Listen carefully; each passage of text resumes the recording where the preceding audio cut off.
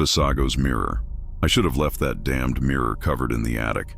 Now, as I sit here in this rented room at Mrs. Crowley's boarding house, with my hands still trembling and the smell of dust and mold clinging to my clothes, I can see with terrifying clarity where it all began.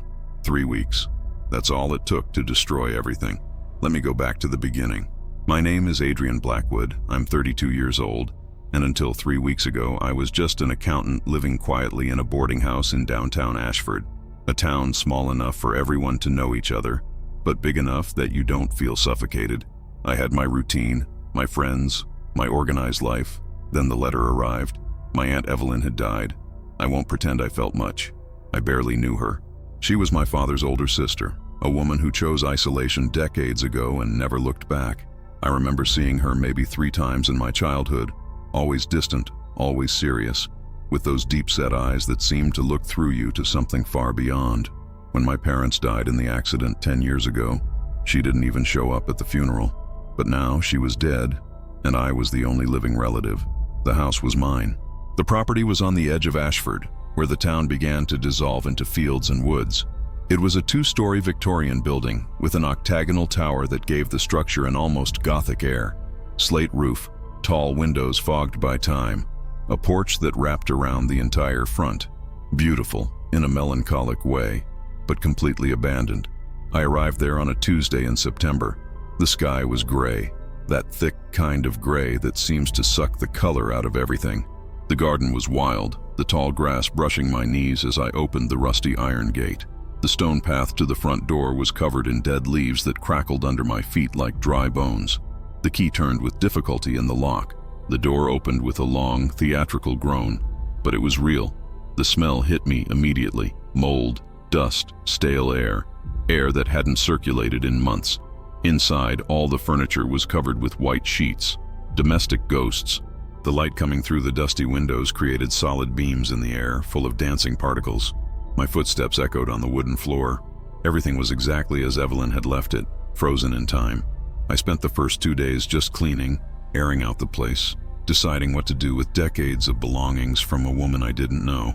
Outdated clothes, yellowed books, photographs of people whose names I would never know. There was something deeply sad about it. An entire life reduced to cardboard boxes and trash bags. It was on the 3rd day that I went up to the attic. The retractable ladder creaked when I pulled it down. A cloud of dust fell, making me cough. I climbed slowly, holding a flashlight because the only bulb up there had burned out. The attic was low, forcing me to walk hunched over. Stacked boxes, old suitcases, a dressmaker's mannequin that scared me for a second when the flashlight caught its silhouette. And then I saw it. In the farthest corner, covered by a thick sheet, something leaned against the wall. The shape was unmistakable, a mirror, and a large one. From the outline, it must have been about 5 feet tall. I walked over to it, my feet making the floorboards groan. I grabbed the edge of the sheet and pulled. The mirror was extraordinary. A black wooden frame, carved with intricate patterns that seemed to form faces if you looked from a certain angle. Not symmetrical, but organic, like intertwined roots. The glass itself was flawless. No cracks, no stains, just a thin layer of dust that made the surface appear slightly hazy. I wiped the glass with my shirt sleeve. My reflection appeared, and that's when I noticed. It wasn't anything obvious, not dramatic, just a delay, minuscule. When I moved my hand, my reflection took a fraction of a second to follow, as if it were hesitating, as if it were thinking before mimicking me. I stopped, stared intently. My reflection stared back, perfectly synchronized now, motionless. I shook my head, dismissing the thought. Fatigue, bad lighting. I was exhausted from days of cleaning a ghost house, but there was something about that mirror, something that made me want to bring it down from the attic. Robert helped me carry it down 2 days later. Robert Chase had been my best friend since I moved to Ashford 5 years ago. A big guy, broad shoulders, hands calloused from working in his mechanic shop. He arrived in his pickup truck, already complaining. "Why the hell do you want this thing?" he asked, eyeing the mirror suspiciously. "Looks like it's straight out of a horror movie." "It's a beautiful piece," I said. "Must be worth something, and it looks good in the living room." He scoffed but helped me. We carefully descended the narrow staircase, the mirror between us, heavy and awkward. When we finally positioned it in the living room, leaning against the wall between two windows, Robert stepped back, wiping his hands on his jeans. "Well," he said, looking at his own reflection with a grimace, "at least it doesn't make me look uglier than I already am." We laughed. Robert stayed a few more minutes, drinking coffee, chatting about his wife Janet and their weekend plans. Then he left, his pickup kicking up dust on the dirt road. I was alone with the mirror. In the first few days, nothing unusual happened. I cleaned the house, organized paperwork, made calls to lawyers and notaries. The mirror was there, silent, reflecting the room with perfect fidelity. Sometimes I'd pass by and catch a glimpse of myself, always a bit startled. I wasn't used to seeing my own reflection that large, that clear. But there were moments, always out of the corner of my eye, when I swore there was something different, a movement that shouldn't have been there. A shadow passing behind me when the room was empty. Once at night, when I passed through the hallway with a cup of coffee, I looked at the mirror in the darkened room and was certain I saw two candle reflections on the surface, but I was only holding one candle. I blinked. Just one reflection. Fatigue, I told myself. Stress. The house was old, noisy. The nighttime sounds kept me awake. Creaking wood, wind moaning through the cracks, leaves rustling against the windows. It wasn't paranoia. It was just adjustment. Then came the first prediction. It was on a Friday morning. I was in the living room, reviewing some estate documents, when I felt a presence. You know how it is, that primal feeling that someone is watching you. I looked up. The mirror. My reflection was there, sitting in the armchair as I was. But something was wrong. I looked closer, leaning forward. In the reflection, the side table next to me was different. The coffee cup I had placed there was on the floor, broken. A dark puddle spreading on the floor. I looked at the real table. The cup was there, intact, steaming. I looked back at the mirror. The reflection showed the broken cup. My heart beat faster. I stood up slowly, not taking my eyes off the mirror. Took a step toward the table. My reflection did the same. The cup in the reflection remained broken on the floor. I reached out to pick up the real cup. My fingers brushed the handle. And then, for no reason, my hand trembled, just a little. Enough. The cup tipped, fell from the table, shattered on the floor in a burst of ceramic and coffee. I stood still, staring at the shards at my feet, identical to what I had seen in the mirror. The silence in the house was absolute. Then, so faint I almost thought I imagined it, I heard something. A sound. Not exactly a sound, more like a breath, or wind, or a voice so distant and distorted it could have been anything. I looked at the mirror. My reflection stared back. Perfectly normal now. Just me, standing in a room, surrounded by shards of a broken cup. I spent the entire weekend trying to rationalize what had happened. Coincidence? It had to be. I was tired. Maybe I had seen the cup close to the edge of the table. My brain projected the fall in the reflection, and then my hand trembled because I was nervous. Cause and effect. Nothing supernatural. Nothing impossible. But I couldn't stop looking at the mirror. It stayed there, innocent, reflecting the room perfectly. Sometimes I'd wake up in the middle of the night and go downstairs just to check. Always the same. Just glass and frame. Just a mirror. Until Monday. I was making lunch in the kitchen when I felt it again. That presence. That soft pressure in the air. Like something was waiting for me to turn around. I dropped the knife and walked to the living room. The mirror. I looked at it, and my stomach clenched. In the reflection, I was standing in the room, but not alone. Behind me, coming down the hallway, was Robert. He wore a bright yellow coat I had never seen on him, and carried a red umbrella. I quickly turned my head, looking at the real hallway. Empty. No one. I looked out the window. No truck. No Robert. I looked back at the mirror. The reflection had changed. Now it was just me, alone. No Robert. No umbrella. I stood there for a full 5 minutes, waiting. Nothing happened. I grabbed paper and pen and wrote, Monday, 11:30 a.m. Reflection showed Robert with yellow coat and red umbrella. I didn't know why. Maybe to prove to myself I wasn't going crazy. Maybe to have a record in case something else happened. 2 days later, it was raining. Not just any rain. A furious storm that came out of nowhere on a sunny afternoon. I was on the porch, watching the dark clouds swallow the sky, when I heard the sound of an engine. Robert's truck. He parked in front of the house and ran out, holding something over his head. When he reached the porch, shaking water from his hair, I saw it, a red umbrella, and under his usual work overalls, visible through the open collar, a bright yellow coat. "Damn weather," he said, laughing. "Janet made me take her umbrella. And this ugly coat is my brother-in-law's. Mine broke yesterday. I look like a tropical bird, don't I?" I couldn't respond immediately. My throat was dry. "Adrian," Robert looked at me with concern. "You okay? You look like you've seen a ghost."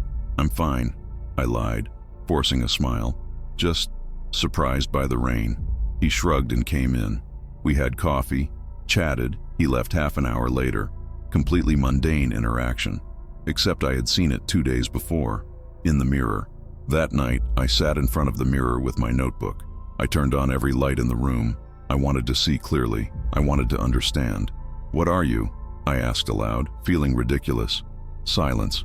Just my reflection staring back, pale and tense. Then I heard it. A whisper. Not coming from the mirror exactly, but from everywhere at once. From the air, from the walls, from inside my own head. "Future." The word was so distorted, so ethereal, it barely seemed real. But I heard it. I felt my blood freeze. "You can see the future?" I asked, my voice coming out hoarse. No answer. Just the heavy silence of the house. But when I looked at the mirror again, something had changed. My reflection was smiling. Slightly. Just at the corner of the mouth. A smile I wasn't making. I blinked. The smile vanished. Just my face. Serious. Scared. I grabbed the notebook and feverishly wrote down everything that was happening. Every detail. Every sensation. As if putting the words on paper made it less insane. The third prediction came 2 days later. I was avoiding the mirror, or trying to. Kept myself busy with tasks. Fixing a broken window. Organizing the basement. Anything to avoid looking at that damned black frame. But on Thursday night, when I passed through the living room to grab a book, my eyes were drawn like a magnet. The reflection showed the street outside, but not the real nighttime street, dark and empty. In the reflection, it was daytime, and Margaret Brennan, the owner of the grocery store in downtown Ashford, was on the sidewalk in front of her shop. She was carrying a heavy box, climbing the 3 steps to the entrance. I saw her stumble. The box flew from her hands. She fell backward, down the steps, her head hitting the concrete with a horrible sound. I shouldn't have been able to hear, but did anyway. I blinked hard, looked out the rear window. Empty street, nightfall. I heard the whisper again, clearer now. "Tomorrow, you can prevent." I didn't sleep that night. I lay in bed, staring at the ceiling, debating with myself. It was madness. I was hallucinating. Post-traumatic stress from being alone in this dead house. I needed to see a doctor, not act based on visions from a mirror. But what if it was real? What if Margaret really was going to fall tomorrow, and I could stop it? At 8 in the morning on Friday, I was in front of Brennan's grocery store. The place hadn't opened yet. I waited, nervous, hands in my pockets, feeling like an idiot. Margaret arrived at 8:30, a robust woman in her 60s, gray hair tied in a tight bun. She was carrying a large box of supplies from her car. "Good morning, Adrian," she greeted me, surprised. "You're up early today." "Let me help with that," I said quickly, grabbing the box from her hands before she could protest. "Oh, how kind." She smiled. "It's heavy indeed. My back isn't what it used to be." I climbed the 3 steps carefully. Margaret opened the door. I placed the box on the inner counter. "You're an angel," she said, squeezing my arm. "How did you know I needed help?" "Just passing by," I lied, forcing a smile. I left the store with my heart pounding. Looked back once. Margaret was organizing the shelves, perfectly fine, perfectly alive. I had prevented it. I had changed what the mirror showed. Or had the vision only happened because I was going to prevent it? My head started to ache thinking about it. But one thing was certain. The mirror had shown something that almost happened, and I had acted, and Margaret was okay. For the first time since I found that damned object, I felt something besides fear. I felt power, control, as if I had been given a gift, a tool, a way to protect the people I cared about. That night I sat in front of the mirror again, this time without fear, with curiosity, with gratitude. "Thank you," I said softly, feeling foolish but sincere, "for showing me, for letting me save her." The whisper came, warm, almost affectionate. "There's more. I can show more." "You can?" I asked, leaning forward. "Those you love, I can protect them, through you." My heart raced. "How?" Silence. Then, in the reflection, I saw something forming, hazy at first, then clearer. A figure, a woman, Helen Crane. We had dated for almost a year 3 years ago. It ended badly. My fault mostly. I was obsessed with work, distant, emotionally unavailable. She had left me and I didn't blame her. But I never stopped thinking about her, wondering, what if? In the reflection, Helen was sitting in an armchair, a phone in her hand. She was crying, silently, shoulders trembling. Then, as if someone had said something good, she began to smile, still with tears, but smiling. The whisper, "She still thinks of you. She hopes. Call her." The image faded. I stood still for a long moment. Then, almost in a trance, I went to the phone in the hallway, dialed her number, still knew it by heart. 3 rings, 4. She answered, cautious voice. "Hello?" "Helen," I said, my voice strangled. "It's Adrian. I know I have no right to call, but..." Silence on the other end. Then, "Adrian." A sigh, not of anger, of something softer. "I was thinking about you today. What a strange coincidence." We talked for an hour. It was hard at first, awkward, full of pauses, but then the words flowed. I apologized. She forgave me. We laughed at old memories. When I hung up, she had agreed to have coffee with me over the weekend. My hand trembled as I placed the receiver back. I looked at the room. The mirror glowed softly under the chandelier light. And for the first time since I entered this house, I felt I wasn't alone. Something was with me. Something that cared. Something that could help me fix things. I trusted it. The coffee with Helen on Saturday was better than I could have imagined. We met at the small cafe on Main Street, the place where we had our first date years ago. She looked older, of course, but in a good way. More confident, more herself. We talked for hours, cups growing cold and forgotten as we rebuilt bridges I thought had burned completely. When we said goodbye, she kissed my cheek. "Don't be a stranger this time," she said with a smile. I floated home. The world seemed brighter, colors more vivid. Even the old Victorian house felt less oppressive, less haunted. I passed by the mirror in the living room. My reflection was smiling. This time I smiled back. "Thank you," I whispered. No response, but I felt with absolute certainty that I had been heard. The change began the following Monday. I was making breakfast when the familiar presence returned. That weight in the air. I ran to the living room. The mirror showed something new. Robert, but not the Robert I knew. This Robert was pale, with deep circles under his eyes, unshaven. He was in a room I recognized, his office at the garage. He was throwing tools into a box, violently, with rage. An open suitcase on the desk, clothes shoved inside carelessly. Then Janet appeared in the doorway. I couldn't hear what she screamed, but I saw her mouth moving, her face red from crying or anger, or both. Robert shouted back, grabbed the suitcase, walked past her without looking back. The image vanished. The whisper came, but different now, more urgent, more insistent. "He will regret it. You can stop his mistake." "What mistake?" I asked aloud. "What's happening?" "Problems. Marriage. He will leave. You must warn him." My stomach tightened. Robert and Janet always seemed solid, happy, but I knew no marriage was perfect. Maybe there were things I didn't see, hidden problems. What if Robert was about to do something stupid, something he'd regret? I could help. I could be a good friend. I went to Robert's garage that afternoon. He was under a Chevrolet, only his legs visible. Country music played on a grease-stained radio. "Robert," I called. He rolled out, wiping his hands on a rag. "Adrian, what a surprise. Need something?" "I need to talk to you," I said, trying to sound casual. About you and Janet." His expression changed instantly. His brows furrowed. "What about me and Janet?" "I just want to make sure everything's okay," I said, realizing too late how intrusive it sounded. "You seem stressed lately, and I worry, you know? If there are problems, maybe I can help, or just listen, or..." "Adrian." His voice was cold now. He stood staring at me. "Why the hell are you talking about my marriage? I just feel like something's wrong," I insisted, desperate to make him understand. "Some tension, maybe. I don't want you to make rash decisions, something you'll regret." "Rash decisions?" Robert stepped closer, his voice rising. "Who the hell told you there were decisions being made? Janet and I are fine. Where did you get that idea?" "I just felt it." It was all I could say. "A hunch."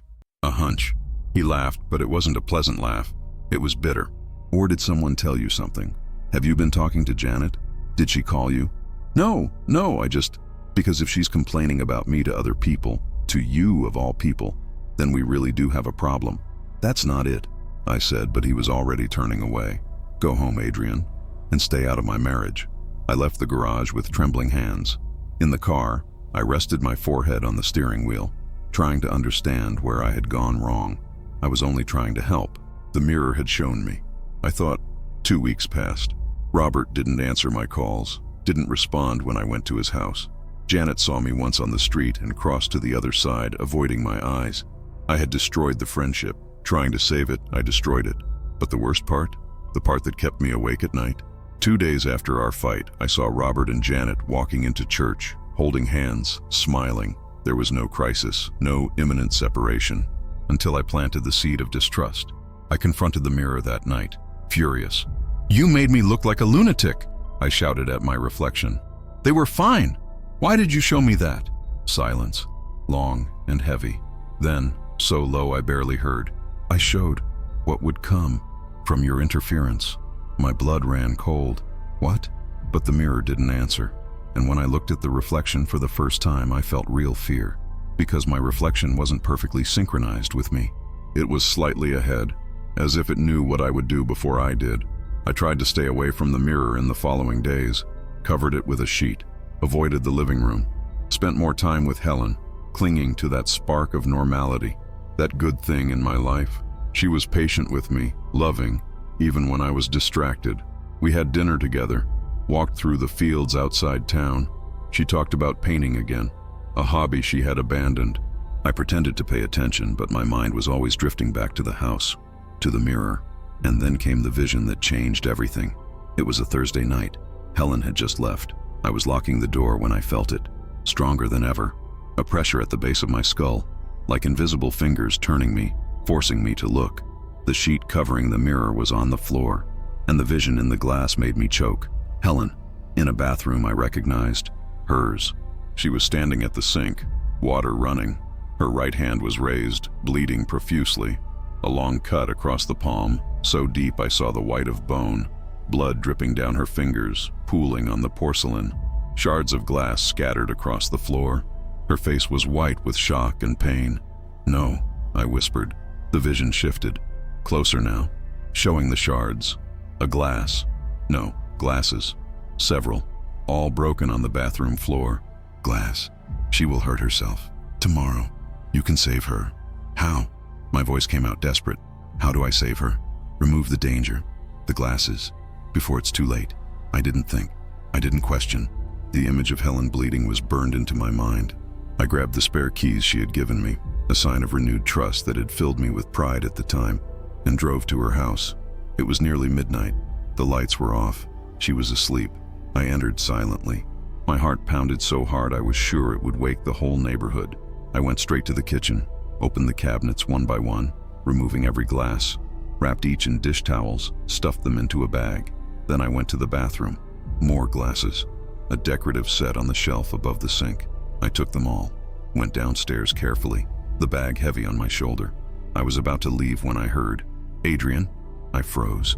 Helen was at the top of the stairs wearing a robe, hair tousled from sleep. She looked at me, at the bag in my hand, at the door ajar behind me. What are you doing?" "Helen, I can explain. You broke into my house?" Her voice was rising, cracking. "In the middle of the night? Without telling me? It's not what it looks like. What are you carrying? Are those my things?" She came down the stairs quickly, yanked the bag from my hand, looked inside. Her face cycled through confusion, disbelief, then fear. "My glasses. You were stealing my glasses." "No, I was protecting you. You were going to get hurt. I saw." "You saw?" She stepped back, clutching the bag to her chest. "Adrian, are you listening to yourself? You broke into my house. You gave me the key. For emergencies. Not to sneak in like a thief in the night." Tears started streaming down her face. "God, I thought everything was okay now. I thought you had changed." "Helen, please, get out." Her voice was firm now, despite the tears. "Get out of my house, now. Just let me explain. Out!" I left. Sat in the car for 20 minutes, hands on the wheel, unable to process what had happened. Through the front window, I saw Helen on the phone, calling someone. The police, probably. I drove home in shock. 2 days later, I received the papers. Restraining order. Helen Crane versus Adrian Blackwood. No closer than 100 meters. No contact. Signed by a judge. I sat in the living room, the papers trembling in my hands, staring at the mirror. Why? I whispered. I was trying to save her. No answer. But then, that afternoon, the phone rang. It was Jack Brennan, Margaret's husband. Adrian, he said, heavy voice. Don't know if you heard. Helen had an accident. My stomach dropped. What? She's fine. Went to the hospital, but she's okay. But her bathroom mirror broke. She was near it when it happened. Cut her hand trying to pick up the shards. Needed 12 stitches. The line went silent for a moment. I couldn't breathe. Thought you'd want to know, Jack continued. Since you two, well, never mind. Just thought I should tell you. He hung up. I looked at the mirror. My reflection stared back, and then I understood. The mirror had shown her cutting herself on glasses. I removed all the glasses, so she cut herself on the mirror. The mirror I hadn't seen. The mirror I couldn't have removed without making my intrusion even more obvious. If I hadn't interfered, if I had left the glasses where they were, she would have broken a glass. Small, manageable, 12 stitches. But because I acted, because I changed the variables, the universe adjusted, and she got hurt anyway. No, worse, because now she was also afraid of me. You weren't showing me the future, I said aloud, my voice echoing in the empty room. You were showing me what would happen if I acted. Silence. Then, that whisper, but different now. No longer gentle, no longer protective, amused. You're learning. I staggered to the mirror, hands gripping the cold frame. What do you want from me? Keep trying. To help. No, never again. It's over. I tried to turn away, leave the room, but my eyes were pulled back to the glass, and what I saw made me vomit. Samuel Porter, my neighbor, a kind man of 45, father of 2 boys. He was on the roof of his house, fixing shingles. I saw everything in sharp detail. Him losing balance, slipping on the wet surface, falling, his body hitting the ground with a horrible impact, neck at an impossible angle. The image vanished, then returned. Longer this time, more detailed. I saw the funeral. I saw Samuel's wife, Patricia, holding the youngest son, both sobbing. I saw the coffin being lowered. Tomorrow. Wet roof. He will fall. No, I whispered, tears streaming down my face. Don't make me do this. You can save him. Convince him not to climb. You're lying. It will be worse. I know now. Or you let him die when you could have warned him. The voice was right. That was the worst part. If Samuel died tomorrow and I had seen it and I didn't warn him, it would be my fault. Either way, it would be my fault. I didn't sleep that night. At 6 in the morning, I got dressed and walked to the Porter house, 3 properties down the rural road. Samuel was in the front yard, checking a ladder leaning against the side of the house. Samuel, I called. He turned, smiling. Adrian? Morning, neighbor. Up early, huh? I need to ask you a favor, I said, words tumbling out. Don't fix the roof today. He blinked, confused. What? The roof. I know you were planning to fix it, but not today. Please. Adrian, the shingles are loose. If it rains again, it'll leak right into the kids' room. I know, but I had a bad feeling. A really bad feeling. Please just wait a few days. Samuel looked at me for a long moment. Then, to my surprise, smiled. You're worried about me. That's kind. So you'll wait? He shrugged. Sure. Honestly, I was feeling lazy about climbing up there today anyway, and you seem really worried. I can put it off a few days. Relief flooded my body. Thank you. Thank you, Samuel. I walked home, exhausted but hopeful. This time would be different. This time I had only given a simple warning. I hadn't acted drastically. I hadn't broken in anywhere. Just planted a seed of caution. This time, I had saved someone without destroying anything. That night, the storm came. I woke to the sound of thunder.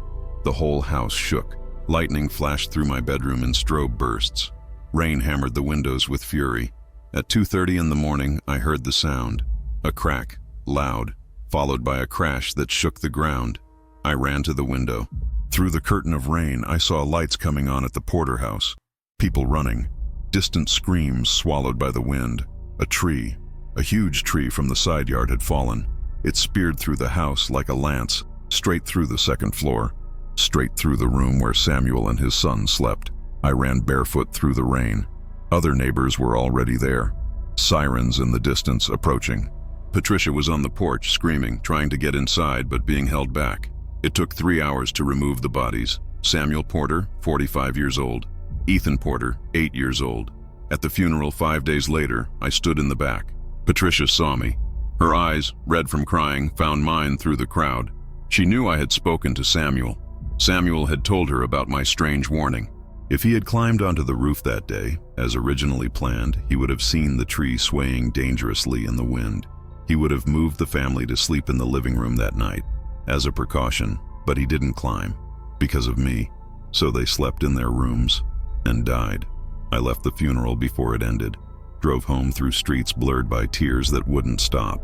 When I entered the living room, the mirror was waiting, and on the glass, burned as if by fire, was a single word: Vassago. The name burned into the mirror like a scar. I stood there, soaked in sweat and residual rain, staring at those 7 letters. Vassago. They weren't scratches. They weren't paint. They were part of the glass now, black and gleaming, as if the mirror itself had bled the word. Vassago, I said aloud, and my voice sounded strange in the empty room. That's your name. The whisper came instantly, but now completely clear. No longer distant, no longer distorted. A voice. Male, soft, almost gentle. Finally, you've learned to call me properly. You made me kill Samuel, I said, my voice trembling. You made me kill a child. No, Adrian, you did that. Your hands, your choices, your arrogance in thinking you could change fate. You showed me. You made me think I could save them. I showed what would be. You chose to act. The difference matters. Something inside me broke. I grabbed the nearest chair and hurled it at the mirror with all the strength I had. The chair struck the glass and bounced off, landing sideways. The mirror didn't have a single scratch. "Break!" I screamed, punching the surface with my fists. "Break, damn you!" My knuckles bled, leaving red smears on the glass, but it remained perfect, immaculate. Ordinary glass breaks, Adrian, but I am not ordinary glass. I ran to the basement, found a rusty sledgehammer, stumbled up the stairs and swung with all my might at the mirror. The impact reverberated through my arms, nearly making me drop the tool. The frame shuddered, but the glass, no damage. I tried again, and again, and again. Sweat poured down my face. My arms screamed in pain, but I kept going, until the sledgehammer fell from my numb hands and I collapsed to the floor, sobbing. You cannot destroy me, Adrian. You cannot destroy yourself through guilt. What are you? I screamed at the ceiling. You want to know? Truly want to know? Yes. Silence. Then, look. I forced myself to look at the mirror. My reflection was there, but something was wrong. I was smiling. A wide, impossible smile that split my face. My shirt was soaked in blood. My eyes were black from edge to edge. But it wasn't me. You're looking at me, Adrian, or a shadow of me, an impression. I exist between spaces, in reflections, in things that could be but aren't. Demon, I whispered. Human name, human label, but accurate enough. What do you want? The voice changed, lower, more intimate, as if whispering directly into my ear. Nothing. Liar. I don't lie, Adrian. I never lied. I always showed the truth. You interpreted it as you wished. You acted. Then why? Why torture me? And then Vassago laughed. It wasn't a loud sound, not malicious in the way you'd expect. It was soft, genuinely amused, like someone watching a funny movie, because it's fascinating. You humans, with your desperate need to control, to save, to fix, give a man a glimpse of the future and watch him self-destruct trying to change it. Give him power and watch him cause exactly what he feared. You're doing this for fun, for observation, for study, for entertainment if you like. I don't need souls, Adrian. I don't need worship. I don't need anything. I simply exist. And sometimes when I find someone interesting, I whisper, Samuel, Ethan, Helen, Robert, you destroyed everything. No, you destroyed everything. Every action was yours. Every decision, your choice. I merely offered knowledge. You chose what to do with it. False knowledge, manipulation, true knowledge. Every vision was real, just incomplete, like all knowledge. You saw the effect without understanding the cause. You saw the fire without realizing you were holding the matches. I rose from the floor, staggering. I looked at the mirror, at that terrible reflection that smiled with my face. "I will end this," I said. "Somehow. I will destroy you. Try. Please try. It will be fun to watch." I took the mirror to the backyard. The frame was heavy, but adrenaline and desperation gave me strength. I dragged it across the wet grass to the farthest corner of the property, dug a pit, deep, hands bleeding, nails broken, but I kept digging until I had a hole over a meter deep. I pushed the mirror in. It fell with a muffled thud, covered it with dirt, layers and layers, then stones, then more dirt, packed it down, covered it with grass pulled from elsewhere. When I finished, the sun was rising, hands destroyed, body aching, but there was hope in my chest. Buried, gone, over. I went back inside, showered, my hands burned under the water, got dressed, made coffee. Everything felt lighter, as if a weight had been lifted from my shoulders. I went to the bathroom to wash my face, looked at the mirror above the sink. My reflection smiled. "Hello, Adrian." I recoiled, hitting my back against the wall. In the bathroom mirror, I didn't see the bathroom. I saw the living room, and in the center of the room, perfectly positioned against the wall, was the black-framed mirror. "No," I whispered. "You thought burying me would work?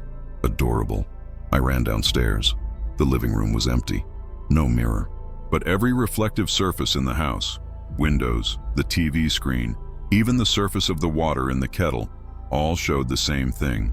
The mirror, waiting, and Vassago, laughing softly. That night, I tried to burn the house, piled wood in the living room, poured kerosene, struck a match. The fire caught quickly, spreading across the walls. I stepped outside, watching the windows glow orange, black smoke rising into the night sky. I stayed outside for hours until the fire died down on its own. Not completely, but enough for me to go back in. The house was destroyed, charred walls, furniture reduced to ash. The smell of burnt wood so strong it made me cough. I walked to where the living room used to be. The mirror was there. The frame was burned, charred, but the glass was perfect. Not a scratch, not a speck of soot. Fire purifies, but I am already pure, pure essence. You cannot burn reflections, Adrian. I collapsed right there, among the ashes, and cried until I had no tears left. 2 weeks later, I was sitting in a lawyer's office in Ashford. "I want to seal the property," I said. "Legally, no one can enter. Ever." The lawyer, a bald man in his 50s named Mr. Hutchins, frowned. "That's unusual. For how long?" "Forever. As long as I live, no one enters. After I die, I don't know. I don't care. But while I'm alive, that house stays sealed. May I ask why?" "No." He looked at me for a long moment, then sighed and began preparing the papers.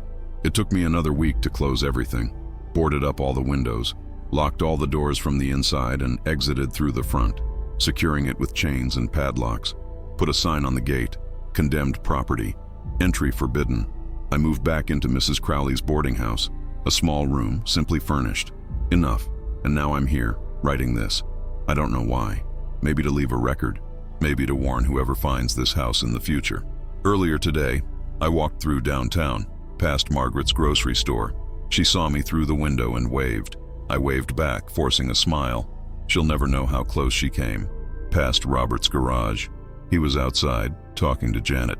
Both laughed at something. They didn't see me. Better that way. I avoided Helen's Street, past the Porter house. There's a for sale sign in the yard.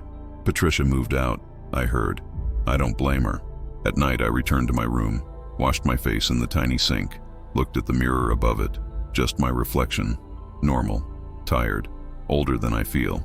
But for a second, just a second, I saw that smile and heard, almost inaudible, "See you soon, Adrian." Before bed, I picked up the old journal I found in Aunt Evelyn's attic. A diary, really. Written decades ago. Her handwriting, still young but already shaky. "As long as I live, I will not allow anyone into this house. I will not go up to the attic. I will not look at that mirror. This is my penance, my prison." Another entry, years later. "Sometimes I wonder, who came before me? Who left the mirror here? How long has this been going on?" And the final entry, written with the trembling hand of a very old woman, just weeks before her death. "I kept my promise. 40 years. But someone will come after me. Someone always does. Vassago has all the time in the world." I closed the journal. look out the window at the dark road leading to the sealed property, and I wonder how many came before Evelyn, how many will come after me, and if any of them will be smart enough to leave the mirror where it is, covered in the dark, forever. But I know the answer. No one is. Curiosity is our curse, and Vassago knows it. He always has.